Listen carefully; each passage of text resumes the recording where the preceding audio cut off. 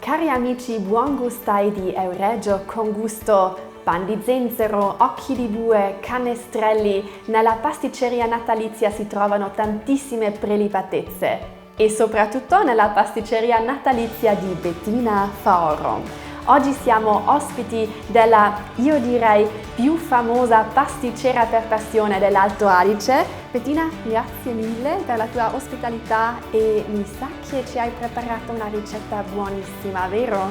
Certo, oggi prepareremo insieme gli occhi di bue con la farina di grano saraceno e li riempiremo con la marmellata di mirtillo rosso. Questi sono gli ingredienti.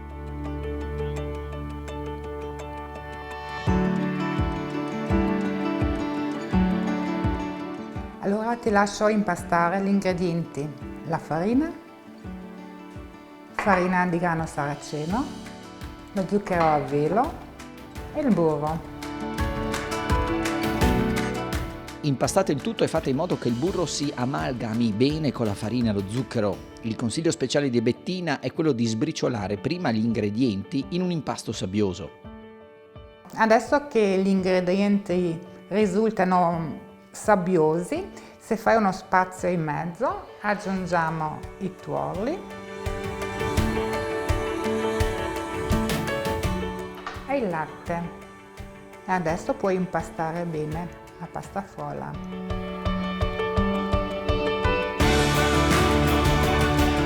Adesso mettiamo l'impasto in un sacchetto e lo chiudiamo per bene e lo mettiamo in frigo per 2-3 ore minimo, così che può riposare e dopo andiamo avanti.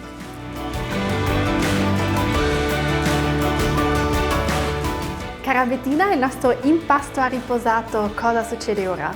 Adesso infariniamo il nostro piano di lavoro e stendiamo l'impasto. Dopo aver steso l'impasto potete già iniziare ad incidere gli occhi di bue. I nostri biscotti hanno una bella forma a fiore.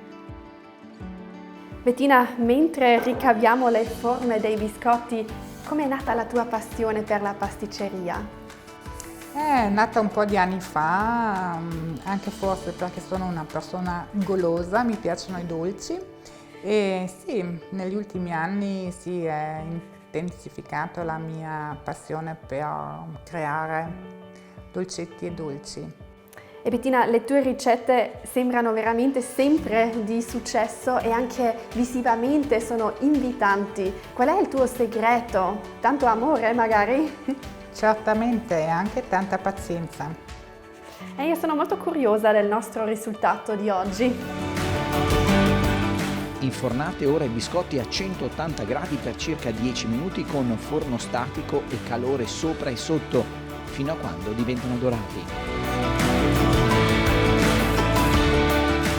Noi abbiamo già l'atmosfera natalizia con il profumo dei nostri biscotti. Adesso spalmiamo la marmellata frullata e Bettina, hai un consiglio proprio bellissimo per renderli ancora più perfetti, vero? Sì, per il tocco finale scaldo un po' di marmellata e riempio il buchino con la marmellata calda.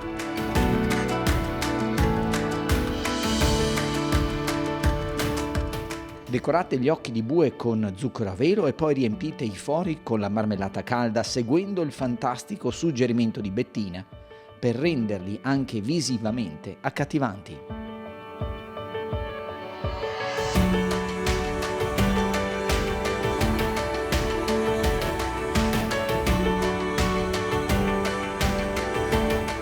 Cara Bettina, grazie mille per questa ricetta deliziosa.